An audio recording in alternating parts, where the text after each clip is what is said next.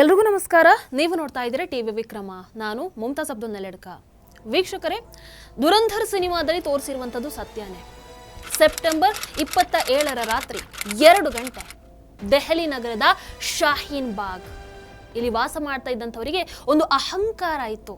ಏನಪ್ಪಾ ಅಂದ್ರೆ, ಈ ಪ್ರದೇಶದಲ್ಲಿ ಅವರ ಇಚ್ಛೆ ಇಲ್ಲದೆ ಒಂದು ಹುಲ್ಲು ಕಡ್ಡಿ ಕೂಡ ಆಚೀಚೆ ಹೋಗಲ್ಲ ಅಂತ. ಆದರೆ ಅವತ್ತು ರಾತ್ರಿ ದೆಹಲಿ ಪೊಲೀಸರವರ ಈ ಒಂದು ಅಹಂಕಾರವನ್ನ, ಆ ಒಂದು ತಪ್ಪು ಭ್ರಮೆಯನ್ನ ಸಂಪೂರ್ಣವಾಗಿ ದೂರ ಮಾಡ್ತಾರೆ. ರಾತ್ರಿ ಸರಿಯಾಗಿ 3 ಗಂಟೆಗೆ ಒಂದು ಮನೆಯ ಬಾಗಿಲನ್ನ ಯಾರೋ ಜೋರಾಗಿ ತಟ್ತಾ ಇರುವಂತಹ ಶಬ್ದ. ಎಲ್ಲ ಬಂದು ಸೇರಿ ಗದ್ದಲ ಮಾಡೋ ಮೊದಲೇ NSG ಕಮಾಂಡೋಗಳು ಅವರ ಟಾರ್ಗೆಟ್ ಅನ್ನ ಸಂಪೂರ್ಣವಾಗಿ ಸುತ್ತುವರೆದಿರ್ತಾರೆ. ಆದ್ರೆ ನೆನಪಿರ್ಲಿ, ಇದು ಜಸ್ಟ್ ಟ್ರೇಲರ್ ಮಾತ್ರ. ದೆಹಲಿಯಲ್ಲಿ ಆ ಬಾಗಿಲು ಬಡಿಯುವಂತಹ ಅದೇ ಸಮಯದಲ್ಲಿ ಅಟ್ ದಿ ಸೇಮ್ ಟೈಮ್ ದೇಶದ ಇನ್ನೂ 15 ರಾಜ್ಯಗಳಲ್ಲಿ ಇದೇ ರೀತಿಯಾಗಿ 100ಕ್ಕೂ ಹೆಚ್ಚು ಸ್ಥಳಗಳಲ್ಲಿ ದಾಳಿ ನಡೀತಾ ಇರುತ್ತೆ. NIA ಕಮಾಂಡೋಗಳು, ATS, ಅದೇ ರೀತಿ ಇಂಟೆಲಿಜೆನ್ಸ್ ಬ್ಯೂರೋ ಎಲ್ಲರೂ ಒಂದೇ ಸಮಯದಲ್ಲಿ ಅವತ್ತು ರಾತ್ರಿ ರಸ್ತೆಗೆ ಇಳಿದಿರ್ತಾರೆ. ಇದೇನು ಸಾಮಾನ್ಯ ರೇಡ್ ಆಗಿರಲಿಲ್ಲ. ಇದು ಭಾರತೀಯ ಇತಿಹಾಸದಲ್ಲೇ ನಡೆದಂತಹ ಅತ್ಯಂತ ಸೈಲೆಂಟ್, ಅದೇ ರೀತಿ ಅತ್ಯಂತ ಕಠಿಣ ಆಪರೇಷನ್ ಆಗಿತ್ತು. ಆ ಆಪರೇಷನ್ ಹೆಸರೇ ಆಪರೇಷನ್ ಆಕ್ಟೋಪಸ್. ಆದ್ರೆ ಇಲ್ಲಿ ಒಂದು ಪ್ರಶ್ನೆ ಬರಬಹುದು, ಯಾಕೆ ಏಕಾಏಕಿ ಮಧ್ಯರಾತ್ರಿ ಅಂತಹ ಒಂದು ದೊಡ್ಡ ದಾಳಿ ಆಗತ್ತೆ? ಸುರಕ್ಷತಾ ಪಡೆಗಳನ್ನ ಯಾಕೆ ರಸ್ತೆಗೆ ಇಳಿಸಬೇಕಾಯಿತು? ಏನು ಕಾರಣ ಅಂತ ಕೇಳಿದ್ರೆ ಉತ್ತರ ಬಹಳ ಭಯಾನಕ ಆಗಿತ್ತು. ಯಾಕಂದ್ರೆ ಈ ಸರ್ತಿ ಒಂದು ವರ್ಗದವರ ಪ್ರೈಮ್ ಟಾರ್ಗೆಟ್ ಯಾವುದೋ ಸಾಮಾನ್ಯ ಜನರಾಗಿರಲಿಲ್ಲ, ಬದಲಾಗಿ ನಮ್ಮ ಭಾರತದ ಪ್ರಧಾನಮಂತ್ರಿಗಳಾದಂತಹ ನರೇಂದ್ರ ಮೋದಿಜಿಯವರಾಗಿದ್ರು. ಈ ಸಂಚನ್ನ ರೂಪಿಸಿದಂಥವ್ರು ಏನು ಉಗ್ರರಂತ ಅನ್ಕೊಂಡ್ರ? ಖಂಡಿತವಾಗ್ಲೂ ಅಲ್ಲ. ಈ ಸಂಚನ್ನ ರೂಪಿಸಿದಂಥವ್ರು ನಿಮ್ಮ ನಡುವೆ ಇರುವಂಥವ್ರು, ನಮ್ಮದೇ ದೇಶದ ಗಾಳಿಯನ್ನ ಸೇವಿಸಿ ಇಲ್ಲಿನ ಅನ್ನವನ್ನ ತಿಂದು ಬದುಕ್ತಾ ಇರುವಂಥವ್ರು. ಆದ್ರೆ ಅವರುಗಳ ಜೇಬಲ್ಲಿದ್ದಂಥದ್ದು 2047ರ ಒಳಗೆ ಭಾರತವನ್ನ ನಾಶ ಮಾಡೋ ಒಂದು ಧಾರ್ಮಿಕ ಬ್ಲೂ ಪ್ರಿಂಟ್. ಉದ್ದೇಶ ಸ್ಪಷ್ಟವಾಗಿತ್ತು. ಭಾರತದ ಬೇರುಗಳನ್ನ ದುರ್ಬಲಗೊಳಿಸಿ ಈ ದೇಶವನ್ನ ಒಂದು ಇಸ್ಲಾಮಿಕ್ ರಾಷ್ಟ್ರವನ್ನಾಗಿ ಪರಿವರ್ತಿಸೋದು, ದೇಶಾದ್ಯಂತ ನಿಧಾನವಾಗಿ ಸನಾತನ ಧರ್ಮದ ವಿರುದ್ಧ ದ್ವೇಷದ ವಿಷವನ್ನ ಹರಡೋದು. ಈ ಯೋಜನೆಯ ಮೊದಲ ಹೆಜ್ಜೆನೆ ಪ್ರಧಾನಮಂತ್ರಿ ನರೇಂದ್ರ ಮೋದಿಜಿಯವರ ಹತ್ಯೆ ಆಗಿತ್ತು. ಆದ್ರೆ ಈ ಧಾರ್ಮಿಕ ಅಮಲಲ್ಲಿ ಟಾರ್ಗೆಟ್ ಸಾಧಿಸೋ ಭರದಲ್ಲಿ ಅವರು ಒಂದು ತಪ್ಪನ್ನ ಮಾಡಿದ್ರು. ಏನು? ಅವರು ನಮ್ಮ ಭಾರತದ national security advisor Ajit Doval ಅವರನ್ನ ಬಹಳ ಈಸಿಯಾಗಿ ತಗೊಂಡ್ಬಿಟ್ರು. ಆದ್ರೆ ಇತಿಹಾಸನೇ ಸಾಕ್ಷಿಯಾಗಿದೆ, ಅಜಿತ್ ದೋವಲ್ ಎನ್ನುವಂತಹ ವ್ಯಕ್ತಿ ಜೀವಂತವಾಗಿ ಇರೋವರೆಗೆ ಭಾರತದ ವಿರುದ್ಧ ಸಂಚು ರೂಪಿಸೋದು ಮಾತ್ರ ಅಲ್ಲ, ಅದರ ಬಗ್ಗೆ ಯೋಚನೆ ಮಾಡೋದು ಅಂತಂದ್ರೆ ತಮ್ಮ ಸಾವಿಗೆ ತಾವೇ ನಾಂದಿ ಹಾಡೋದು. ಹಾಗಾಗಿ ಅದರ ನಂತರ ಏನಾಗುತ್ತೆ, ದೇಶಾದ್ಯಂತ ಉಗ್ರವಾದದ ಅಮಲಲ್ಲಿ ಕುಳಿತಿದ್ದಂತಹ ಪ್ರತಿ ಒಬ್ಬರಿಗೂ ನೆಮ್ಮದಿ ಇಲ್ಲದ ಹಾಗೆ ಮಾಡ್ತಾರೆ ಅಜಿತ್ ದೋವಲ್ ಜಿ. ಹೇಗೆ ಅನ್ನುವಂಥದ್ದನ್ನು ನೋಡೋಣ. ಆದರೆ ಅದಕ್ಕೂ ಮೊದಲು ನೀವು ಟಿವಿ ವಿಕ್ರಮವನ್ನು ಸಬ್ಸ್ಕ್ರೈಬ್ ಮಾಡದೇ ಇದ್ದಲ್ಲಿ ದಯವಿಟ್ಟು ಈ ಕೂಡಲೇ ಟಿವಿ ವಿಕ್ರಮವನ್ನು ಸಬ್ಸ್ಕ್ರೈಬ್ ಮಾಡಿ. ವೀಕ್ಷಕರೇ, ಜುಲೈ 12ನೇ ತಾರೀಕು 2022 ಇಡೀ ಪಾಟ್ನಾ ನಗರ ಮದುಮಗಳ ಹಾಗೆ ಸಿಂಗರಿಸ್ಕೊಂಡು ನಿಂತಿತ್ತು. ಕಾರಣ, ಬಿಹಾರ ವಿಧಾನಸಭಾ ಸ್ಥಾಪನೆಯಾಗಿ 100 ವರ್ಷಗಳ ಸಂಭ್ರಮ ನಡೀತಾ ಇತ್ತು. ಸ್ವತಃ ಪ್ರಧಾನಮಂತ್ರಿ ನರೇಂದ್ರ ಮೋದಿಜಿ ಈ ಐತಿಹಾಸಿಕ ಕ್ಷಣದಲ್ಲಿ ಭಾಗಿಯಾಗೋದಕ್ಕೆ ಬಿಹಾರಕ್ಕೆ ಬರ್ತಾ ಇದ್ದಾರೆ. ಎಲ್ಲಿ ನೋಡಿದ್ರು ಕೂಡ ಕಠಿಣ ಭದ್ರತೆ ಇರುತ್ತೆ. ಆದ್ರೆ ಅದೇ ಸಂಭ್ರಮದಿಂದ ಒಂದು ಸ್ವಲ್ಪ ದೂರದಲ್ಲಿ, ಅಂದ್ರೆ ಪಾಟ್ನಾದ ಫುಲ್ವಾರಿ ಶರೀಫ್ ಪ್ರದೇಶದ ಬೀದಿಯಲ್ಲಿ ಒಂದು ಭಯಾನಕ ಸಂಚು ರೂಪುಗೊಳ್ತಾ ಇತ್ತು. ಅಹ್ಮದ್ ಪ್ಯಾಲೇಸ್ ಅನ್ನುವಂತಹ ಕಟ್ಟಡದ ಫಸ್ಟ್ ಫ್ಲೋರ್ ಅಲ್ಲಿ ಒಂದು ಅಸಾಧಾರಣ ಚಟುವಟಿಕೆ ನಡೀತಾ ಇತ್ತು. ನಿಮಗೆ ಆ ಕಟ್ಟಡ ಹೊರಗಿನಿಂದ ನೋಡಿದ್ರೆ ಅದು ಲೈಬ್ರರಿ ಅಥವಾ ಸಾಮಾಜಿಕ ಸೇವೆ ಕಚೇರಿ ಹಾಗೆ ಕಾಣಿಸ್ತಾ ಇತ್ತು. ಆದ್ರೆ ಆ ಮುಚ್ಚಿರೋ ಬಾಗಿಲಿನ ಒಳಗೆ ಪುಸ್ತಕಗಳ ಬದಲು ಆಯುಧಗಳನ್ನ ಸ್ವಚ್ಛಗೊಳಿಸೋದು, ಗ್ರೆನೇಡ್ಗಳನ್ನ ಎಣಿಸೋದು, ಇವೆಲ್ಲವೂ ಸದ್ದಿಲ್ಲದೆ ನಡೀತಾ ಇತ್ತು. ಇವರೇನು ಸಾಮಾನ್ಯ ಜನ ಅಂತ ಅಂದ್ಕೊಂಡ್ರ? ಖಂಡಿತವಾಗ್ಲೂ ಇಲ್ಲ. ಇವರೆಲ್ಲರೂ ಕೂಡ ಈಗ ನಿಷೇಧ ಆಗಿರುವಂತಹ PFIನ ಮಾಸ್ಟರ್ ಟ್ರೈನರ್ಸ್. ಅವರ ಉದ್ದೇಶ ಸ್ಪಷ್ಟವಾಗಿತ್ತು, ಪ್ರಧಾನಿ ಮೋದಿಜಿಯವರ ಮೇಲೆ ದಾಳಿಯನ್ನ ಮಾಡೋದು, ಅವರನ್ನ ಹತ್ಯೆ ಮಾಡೋದು. ಆದ್ರೆ ನಾವು ಹೇಳ್ತೀವಲ್ಲ, ಈ ಅಪರಾಧಿ ಅದೆಷ್ಟೇ ಚಾಣಾಕ್ಷನಾಗಿದ್ರು ಕೂಡ ಆತೊಂದು ಸಣ್ಣ ಸುಳಿವನ್ನ ಬಿಟ್ಟು ಹೋಗಿರ್ತಾನೆ ಅಂತ. ಹಾಗೆ ಈ ಸರ್ತಿ ಆ ಸುಳಿವು ಒಂದು ವಾಟ್ಸಪ್ ಮೆಸೇಜ್ ಆಗಿರುತ್ತೆ. ಫುಲ್ವಾರಿ ಶರೀಫ್ನ SHO ಇಕ್ರಾರ್ ಅಹ್ಮದ್ ಫೋನ್ಗೆ ಒಂದು ಮೆಸೇಜ್ ಬರುತ್ತೆ. ಆ ಮೆಸೇಜ್ ಅಲ್ಲಿ ಕೇವಲ ಧಾರ್ಮಿಕ ದ್ವೇಷ ಮಾತ್ರ ತುಂಬಿಕೊಂಡಿತ್ತು. ಮೆಸೇಜ್ ಕಳಿಸಿದವನು ಅದೇನೋ ಕಾಫಿರ್ಗಳ ದಾಸ ಅಂತ ಏನೋ ಒಂದು ಅವಹೇಳನವನ್ನ ಮಾಡಿ ನೀನು ನಿಜವಾದ ಮುಸ್ಲಿಂ ಹೌದಾ ಅನ್ನೋ ರೀತಿ ಪ್ರಶ್ನೆಯನ್ನ ಕೇಳ್ತಾನೆ. ಯಾರನ್ನ? ಇಕ್ರಾರ್ ಅಹ್ಮದ್ ಅನ್ನ. ಆಮೇಲೆ ಆತನನ್ನ ನಮಾಜ್ ಅನ್ನೋ ನೆಪದಲ್ಲಿ ಕರೆದು ಅವರ ಈ ಒಂದು ಗುಂಪಿನ ಭಾಗ ಆಗೋದಕ್ಕೆ ಆತ ಪ್ರಚೋದನೆಯನ್ನು ಕೊಡ್ತಾ ಇರ್ತಾನೆ. ಅಲ್ಲಿ ಬಂದವರಿಗೆ ದ್ವೇಷದ ಶಪಥವನ್ನ ತೆಗೆದುಕೊಳ್ಬೇಕಾಗಿತ್ತು. ಈ ಒಂದು ಪ್ರಚೋದನಕಾರಿ ಮೆಸೇಜ್ ಇದೆಯಲ್ವಾ, ಇದು ಪೊಲೀಸರ ಗಮನವನ್ನ ಸೆಳೆಯುತ್ತೆ. ಸಮಯ ವೇಗವಾಗಿ ಸಾಗ್ತಾ ಇತ್ತು. ಪ್ರಧಾನಮಂತ್ರಿ ನರೇಂದ್ರ ಮೋದಿಜಿ ಬರೋದಕ್ಕೆ ಇನ್ನೇನು ಕೆಲವು ಗಂಟೆಗಳು ಬಾಕಿ ಇದ್ವು. ಸುರಕ್ಷತಾ ಏಜೆನ್ಸಿಗಳಿಗೆ ಇದು ರೆಡ್ ಅಲರ್ಟ್ ಆಗಿತ್ತು. ಇವರ ಎಲ್ಲ ಡಾಟ್ಗಳನ್ನ ಕನೆಕ್ಟ್ ಮಾಡಿ ಮಾಡಿ ಮಾಡಿ ಎಲ್ಲವೂ ಒಂದೊಂದಾಗಿ ಸೇರ್ಕೊಂಡು ಕೊನೆಗೆ ಆ ಅನುಮಾನ ಅಹ್ಮದ್ ಪ್ಯಾಲೇಸ್ ಅನ್ನುವಂತಹ ಆ ರಹಸ್ಯ ಕಟ್ಟಡದ ಮೇಲೆ ಬೀಳುತ್ತೆ. ಜುಲೈ 11ನೇ ತಾರೀಕು ಪ್ರಧಾನಮಂತ್ರಿ ನರೇಂದ್ರ ಮೋದಿಜಿ ಪಾಟ್ನಾಗೆ ಬರೋದಕ್ಕೆ ಜಸ್ಟ್ 24 ಗಂಟೆಗಳಿಗೂ ಕಡಿಮೆ ಸಮಯ ಉಳ್ಕೊಂಡಿತ್ತು. ಪೊಲೀಸರೊಂದು ವಿಶೇಷ ತಂಡವನ್ನ ಕಳಿಸ್ತಾರೆ. ಆ ಕಟ್ಟಡದ ಮೇಲೆ ದಾಳಿಯನ್ನು ನಡೆಸ್ತಾರೆ. ಬಟ್ ಬಾಗಿಲು ಓದಿತಾ ಇದ್ದ ಹಾಗೇನೆ ಆ ರೂಮ್ನ ಒಳಗಿನ ದೃಶ್ಯವನ್ನ ನೋಡಿ ಅಧಿಕಾರಿಗಳ ಕಾಲಿನ ಕೆಳಗಿರುವಂತಹ ನೆಲನೆ ಜಾರಿ ಬಿದ್ದಾಗತ್ತೆ.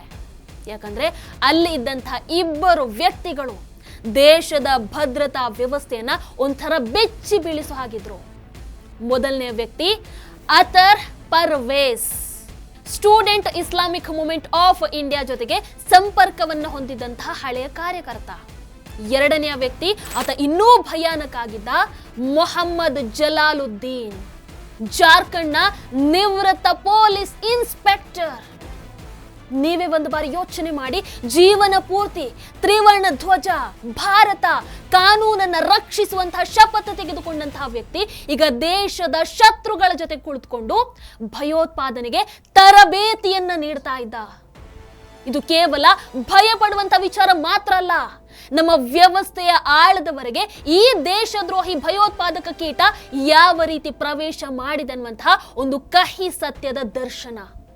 ಅಷ್ಟೇ ಅಲ್ಲ, ನಮ್ಮ ಭಾರತದ ಏಕತೆ, ನಮ್ಮ ಭಾರತದ ಭದ್ರತೆಗೆ ಅಪಾಯ ಅನ್ನುವಂಥದ್ದು ಹೊರಗಿನಿಂದ ಅಲ್ಲ, ಬದಲಾಗಿ ಒಳಗಿಂದಾನೇ ಇದೆ ಅನ್ನೋದ್ರ ಸಾಕ್ಷಿ ಇದು. ವೀಕ್ಷಕರೇ, ಆ ಇಬ್ರು ಸಿಕ್ಕಿದ ಕೂಡಲೇ ಎಲ್ಲವೂ ಮುಗೀತಾ? ಖಂಡಿತವಾಗ್ಲೂ ಇಲ್ಲ. ಮೋದಿಜಿಯವರ ಹತ್ಯೆಯ ಆ ಒಂದು ಭಯ ಒಂದು ಮಟ್ಟಿಗೆ ದೂರ ಆಯಿತು. ಆದರೆ ಇನ್ನೂ ದೊಡ್ಡ ದೊಡ್ಡ ಸತ್ಯ ಬಹಿರಂಗ ಆಗೋದು ಬಾಕಿ ಇತ್ತು. ಅಲ್ಲಿ ತಪಾಸಣೆಯ ಸಮಯದಲ್ಲಿ ಪೊಲೀಸರಿಗೆ 7 ಪುಟಗಳ ಒಂದು ರಹಸ್ಯ ಡಾಕ್ಯುಮೆಂಟ್ ಸಿಗುತ್ತೆ. ಅದರ ಮೊದಲ ಪುಟದಲ್ಲಿ ದೊಡ್ಡ ಅಕ್ಷರದಲ್ಲಿ ಬರೆಯಲಾಗಿತ್ತು, ಏನು? India 2047 towards rule of Islam in India. Simple ಆಗಿ ಹೇಳೋದಾದ್ರೆ 2047ರ ಹೊತ್ತಿಗೆ ಭಾರತದ ಅಸ್ತಿತ್ವವನ್ನೇ ಅಳಿಸಿ ಹಾಕುವಂತಹ ಘೋಷಣೆ ಇದು. ಸನಾತನ ಬೇರನ್ನ ಕಳಚಿ ಇಸ್ಲಾಮನ್ನ ತರುವಂತಹ ಘೋಷಣೆ ಇದು. ಅಂದ್ರೆ 2047ರ ಒಳಗೆ ದೇಶ ತನ್ನ ಸ್ವಾತಂತ್ರ್ಯದ 100ನೇ ವರ್ಷವನ್ನ ಆಚರಣೆ ಮಾಡೋ ಹೊತ್ತಿಗೆ ಹಿಂದೂಸ್ತಾನವನ್ನೇ ತುಂಡುಗಳಾಗಿ ಮಾಡಬೇಕು. ಭದ್ರತಾ ಸಂಸ್ಥೆಗಳ ಒಳಗೆ ತಮ್ಮ ಸ್ಲೀಪರ್ ಏಜೆಂಟ್ಗಳನ್ನ ಸೇರಿಸಿ ಇಡೀ ಭಾರತವನ್ನ ಸಂಪೂರ್ಣವಾಗಿ ಪ್ಯಾರಲೈಸ್ ಮಾಡಬೇಕು.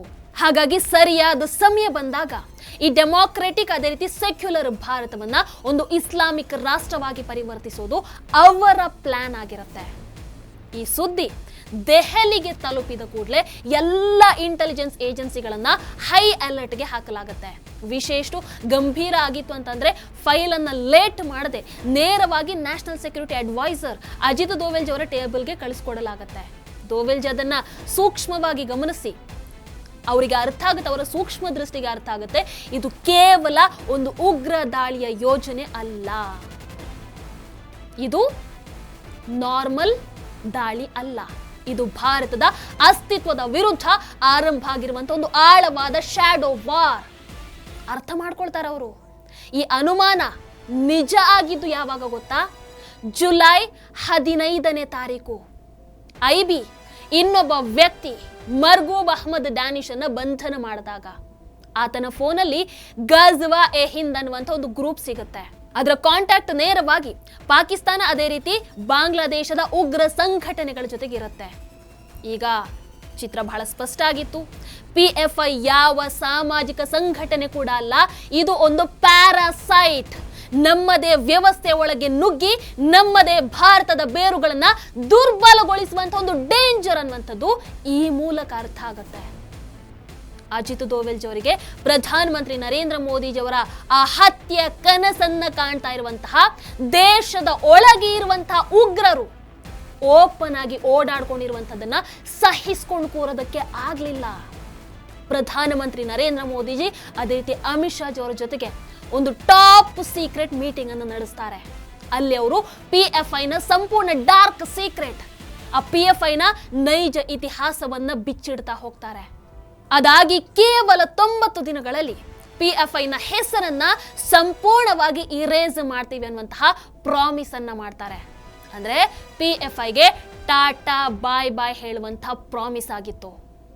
ಇಲ್ಲಿಂದನೇ ಆರಂಭ ಆಯಿತು ನೋಡಿ ಭಾರತೀಯ ಇತಿಹಾಸದ ಅತಿ ದೊಡ್ಡ ಕ್ಲೀನ್ ಅಪ್ ಆಪರೇಷನ್ ನ ಕೌಂಟ್ ಡೌನ್.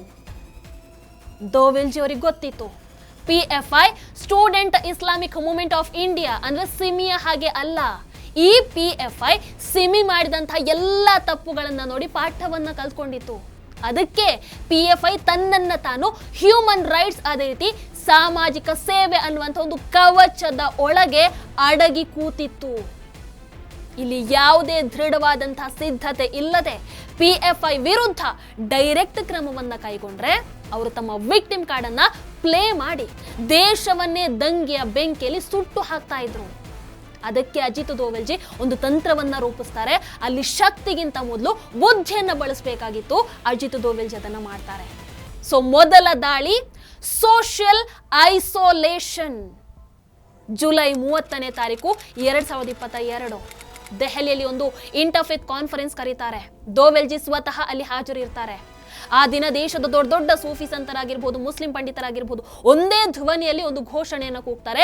PFI ಅಂತಹ ಸಂಘಟನೆಗಳು ಇಸ್ಲಾಂ ಹಾಗೆ ದೇಶ ಎರಡಕ್ಕೂ ಕೂಡ ಶತ್ರುಗಳಾಗಿರ್ತಾರೆ. ಎಸ್, ಇದು ಅಜಿತ್ ದೋವಲ್ಜಿ ಅವರ ಮಾಸ್ಟರ್ ಸ್ಟ್ರೋಕ್ ಆಗಿತ್ತು. ಅವರು PFI ಅನ್ನ ಅವರದೇ ಸಮುದಾಯದಿಂದ ಪ್ರತ್ಯೇಕ ಮಾಡ್ತಾರೆ.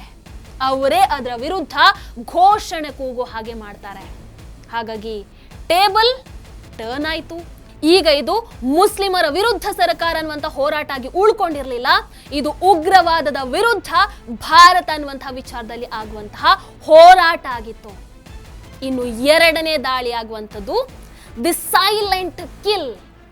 ಮುಂದಿನ 2 ತಿಂಗಳುಗಳ ಕಾಲ IB ಆಗಿರಬಹುದು, ರಾ ಏಜೆಂಟ್ಗಳಾಗಿರಬಹುದು, ಲಿಟರಲಿ ನೆರಳಿನ ಹಾಗೆ PFIನ ಪ್ರತಿಯೊಬ್ಬ ಸಣ್ಣ ನಾಯಕ ಆಗಿರಬಹುದು, ದೊಡ್ಡ ನಾಯಕ ಆಗಿರಬಹುದು, ಪ್ರತಿಯೊಬ್ಬರ ಹಿಂದೆ ಬೀಳ್ತಾರೆ.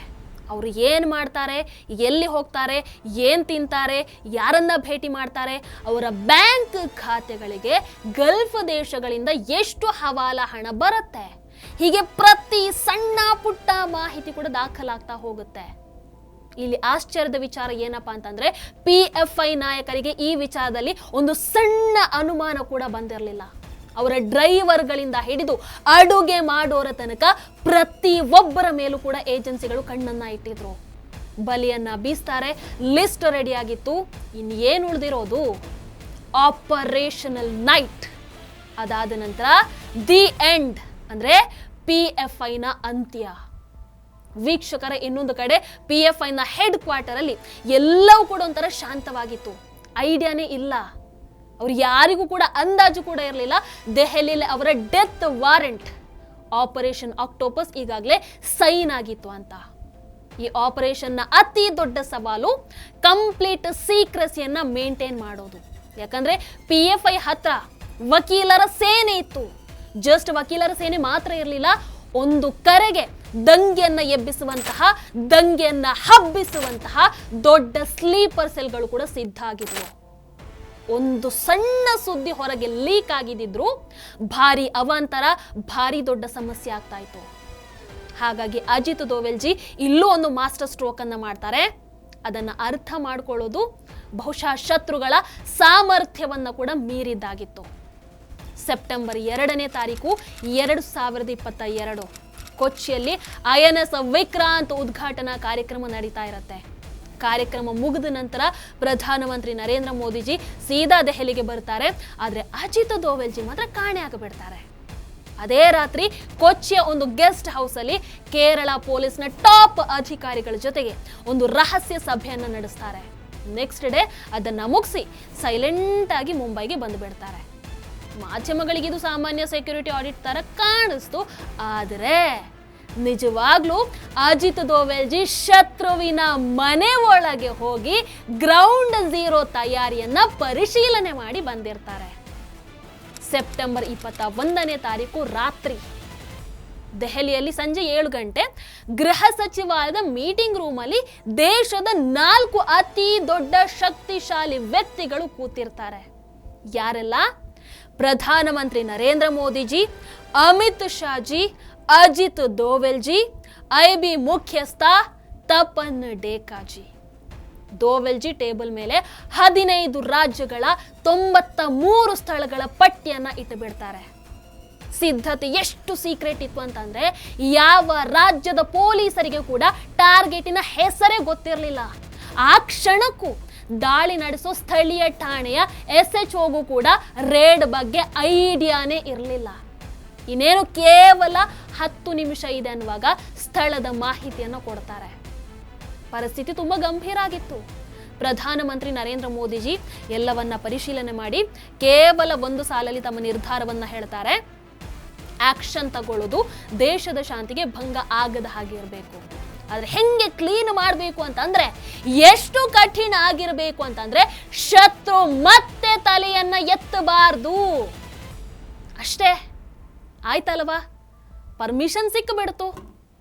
ಅದೇ ರಾತ್ರಿ ಗ್ರೀನ್ ಸಿಗ್ನಲ್ ಅನ್ನ ಕೊಡಲಾಗತ್ತೆ. ಸಮಯ ರಾತ್ರಿ 3 ಗಂಟೆ, ಸರಿಯಾಗಿ 3 ಗಂಟೆ. ಇಡೀ ಭಾರತ ಗಾಢ ನಿದ್ರೆಯಲ್ಲಿರುವಾಗ ಆ ಒಂದು ನಿಶ್ಶಬ್ದತೆಯನ್ನ ಕೂಡ ದಾಟಿ ನೂರಾರು ವಾಹನಗಳು ಒಂದೇ ಸಮಯದಲ್ಲಿ ಅಟ್ ಎ ಟೈಮ್ ರಸ್ತೆಗೆ ಇಳಿಯುತ್ತವೆ. ಇದು ಪೊಲೀಸರ ರೂಟಿನ್ ಪೆಟ್ರೋಲಿಂಗ್ ಕೂಡ ಅಲ್ಲ, ಸೇನೆಯ ಮಾರ್ಚ್ ಕೂಡ ಅಲ್ಲ.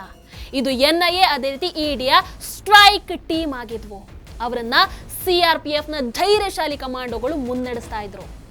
ಕೇರಳದ ತಿರುವನಂತಪುರಂನಲ್ಲಿ PFIನ ಚೇರ್ಮನ್ OMA ಸಲಾಂ ಆತನ ಮನೆಯ ಬಾಗಿಲನ್ನ ಒಂದು ಭಾರಿ ಸ್ಫೋಟದ ಹಾಗೆ ಒಡೆದು ಹಾಕ್ತಾರೆ. ಆತ ಇನ್ನೇನು ನಿದ್ದೆಯಿಂದ ಎದ್ದು ಏನಾಗ್ತಾ ಇದೆ ಅಂತ ಅರ್ಥ ಮಾಡ್ಕೊಳ್ಳುವಷ್ಟರಲ್ಲಿ ಆತನ ಕೈಗಳು ಹ್ಯಾಂಡ್ ಕಫ್ ಒಳಗೆ ಬಂಧಿ ಆಗಿದ್ವು. ಅದೇ ಸಮಯಕ್ಕೆ ದೆಹಲಿಯ ಶಾಹೀನ್ ಬಾಗಲ್ಲೂ ಕೂಡ ಇದೇ ರೀತಿಯಾದಂತಹ ದೃಶ್ಯಗಳಾಗ್ತಾ ಇದ್ವು. PFIನ ನ್ಯಾಷನಲ್ ಪ್ರೆಸಿಡೆಂಟ್ ಪರ್ವೇಜ್ ಅಹಮದ್ನನ್ನ ಸೀದಾ ಹಾಸಿಗೆಯಿಂದ ಎಬ್ಬಿಸಿ ನೇರವಾಗಿ ಪೊಲೀಸ್ ವಾಹನದಲ್ಲಿ ಕೂರಿಸಲಾಗಿತ್ತು. ತಮ್ಮ ವಕೀಲರ ಸೇನೆಗೆ ಒಂದು ಫೋನ್ ಮಾಡೋ ಅವಕಾಶವನ್ನ ಕೂಡ ಅವರಿಗೆ ಕೊಡ್ಲಿಲ್ಲ, ಅವ್ರಿಗೆ ಸಿಗಲಿಲ್ಲ. ಅಂದ್ರೆ ಇಲ್ಲಿ ದೋವಲ್ಜಿ ಅವರ ಪ್ಲಾನ್ ಸ್ಪಷ್ಟವಾಗಿತ್ತು. ಶತ್ರುವಿಗೆ ಯೋಚಿಸೋದಕ್ಕೂ ಅಲ್ಲಿ ಏನಾಗ್ತಾ ಇದೆ ಅಂತ ಅರ್ಥ ಮಾಡ್ಕೊಳ್ಳೋದಕ್ಕೂ ಕೂಡ ಸಮಯ ಕೊಡಬಾರ್ದು ಅನ್ನೋದು. ಕೇವಲ 4 ಗಂಟೆ ಒಳಗೆ 106 ಪ್ರಮುಖ ಮಾಸ್ಟರ್ ಮೈಂಡ್ಗಳನ್ನ ಬಂಧಿಸಲಾಗಿತ್ತು. ಇದು ಸ್ವತಂತ್ರ ಭಾರತದ ಇತಿಹಾಸದಲ್ಲೇ ನಡೆದ ಅತಿ ದೊಡ್ಡ, ಅತಿ ವೇಗವಾದ ಆಂಟಿ ಟೆರರ್ ಆಪರೇಷನ್ ಆಗಿತ್ತು. ಬೆಳಗ್ಗೆ ಆಗ್ತಾ ಇದ್ದ ಹಾಗೆ ಈ ಸುದ್ದಿ ಒಂಥರ ಬೆಂಕಿಯ ಹಾಗೆ ಹರಡುತ್ತೆ. ಕೇರಳ, ತಮಿಳುನಾಡಲ್ಲಿ PFIನ ಗೂಂಡಾಗಳು ರಸ್ತೆಗಿಳಿದು ಹಿಂಸಾಚಾರವನ್ನ ಆರಂಭ ಮಾಡ್ತಾರೆ. ಬಸ್ಗಳನ್ನು ಸುಡ್ತಾರೆ, ಪೆಟ್ರೋಲ್ ಬಾಂಬ್ಗಳನ್ನ ಎಸಿತಾರೆ. ಅಂದ್ರೆ ಹಿಂಸಾಚಾರದಿಂದ ಸರ್ಕಾರವನ್ನ ಭಯಪಡಿಸ್ತೀವಿ ಅನ್ನುವಂತಹ ಭ್ರಮೆಯಲ್ಲಿರ್ತಾರೆ. ಆದ್ರೆ ಅದು ಕೂಡ ಅಜಿತ್ ದೋವಲ್ಜಿ ಪ್ಲಾನ್ನ ಭಾಗನೇ ಆಗಿದ್ರು. ಅವ್ರು ಆಗಲೇ ರ್ಯಾಪಿಡ್ ಆಕ್ಷನ್ ಫೋರ್ಸ್ ಅನ್ನ ಸೆನ್ಸಿಟಿವ್ ಪ್ರದೇಶದಲ್ಲಿ ನಿಯೋಜನೆ ಮಾಡಿದ್ರು. ದಂಗೆ ಎಬ್ಬಿಸೋರು ರಸ್ತೆಗೆ ಬಂದ ತಕ್ಷಣ ಅಲ್ಲಿ ಅವರನ್ನ ಬಂಧಿಸೋದು. PFIನ ಉಳಿದ ನಾಯಕತ್ವಕ್ಕೆ, ಅಂದ್ರೆ ಸಣ್ಣ ಪುಟ್ಟ ನಾಯಕರು ಇರ್ತಾರಲ್ವಾ, ಈಗಾಗಲೇ ಪ್ರಮುಖ ವ್ಯಕ್ತಿಗಳ ಬಂಧನ ಆಗಿದೆ. ಇನ್ನೇನಿದ್ರು ವಿಷಯ ವಕೀಲರು ನ್ಯಾಯಾಲಯಗಳ ನಡುವೆ ಸಿಕ್ಕಾಕೊಂಡು ಬಿಡುತ್ತೆ ಅನ್ನುವಂಥದ್ದು ಅವರಿಗೆ ಅರ್ಥ ಆಗ್ಬಿಡುತ್ತೆ. ಸೊ ಆ ಗ್ಯಾಪ್ ಅಲ್ಲಿ ತಮ್ಮ ಸೆಕೆಂಡ್ ಲೈನ್ ಅಲ್ಲಿ ಇರುವಂತಹ ಲೀಡರ್ಗಳ ಮೂಲಕ ರಸ್ತೆಯಲ್ಲಿ ಗಲಭೆ ಸೃಷ್ಟಿಸಬಹುದಲ್ಲ ಅಂತ ಅಂದುಕೊಳ್ತಾ ಇದ್ರು. ಆದ್ರೆ ಪಾಪ ಅವರಿಗೆ ಐಡಿಯಾನೇ ಇರಲಿಲ್ಲ ದೋವಲ್ಜಿ ಅವರ ಆಪರೇಷನ್ ಆಕ್ಟೋಪಸ್ ಇಲ್ಲಿಗೆ ಮುಗಿಲಿಲ್ಲ ಅನ್ನೋದು. ಸೆಪ್ಟೆಂಬರ್ 27ನೇ ರಾತ್ರಿ ಮತ್ತೊಮ್ಮೆ ಎಲ್ಲ ಬಾಗಿಲುಗಳು ಬಡಿಯುವಂಥ ಸದ್ದು ಕೇಳಿಸುತ್ತೆ. ಆದರೆ ಈ ಬಾರಿಯ ಗುರಿ ದೊಡ್ಡ ನಾಯಕರಾಗಿರಲಿಲ್ಲ. ಬದಲಿಗೆ ರಸ್ತೆಯಲ್ಲಿ ಹಿಂಸಾಚಾರ ಮಾಡೋದಕ್ಕೆ ಈ ಪ್ರಚೋದನೆಯನ್ನು ಕೊಡ್ತಾರಲ್ಲ, ಆ ಪ್ರಚೋದನೆಯನ್ನು ಕೊಡೋದಕ್ಕೆ ಸಿದ್ಧ ಆಗಿದ್ದಂತಹ ಗ್ರೌಂಡ್ ಲೆವೆಲ್ PFI ಕಾರ್ಯಕರ್ತರಾಗಿದ್ರು. ಶಾಹೀನ್ ಬಾಗಿಂದ ಹಿಡಿದು ನಿಜಾಮುದ್ದೀನಿಂದ ಹಿಡಿದು ಮೈಸೂರಿಂದ ಮಾಲೆಗಾಂವ್ ತನಕ ಒಟ್ಟಾರೆ 7 ರಾಜ್ಯಗಳಲ್ಲಿ ತೀವ್ರ ದಾಳಿ ನಡೆಯುತ್ತೆ. ಕೇವಲ ಕೆಲವು ಗಂಟೆ ಒಳಗೆ 170ಕ್ಕೂ ಹೆಚ್ಚು ಜನರನ್ನು ಬಂಧಿಸಲಾಗತ್ತೆ. ಇದಾದ ನಂತರ PFI ಹತ್ರ ಸಂಚು ರೂಪಿಸೋ ಮೆದುಳುಗಳು ಬಾಕಿ ಇರಲಿಲ್ಲ. ಇದ್ರೂ ಕೂಡ ಅದನ್ನ ಜಾರಿಗೆ ತರೋದಕ್ಕೆ ಯಾವ ಕೈಗಳು ಕೂಡ ಉಳಿದಿರಲಿಲ್ಲ. ಅವರ ಸಂಪೂರ್ಣ ಜಾಲ ಕ್ಷಣ ಮಾತ್ರದಲ್ಲಿ ಕುಸಿದು ಬಿದ್ದಿತ್ತು.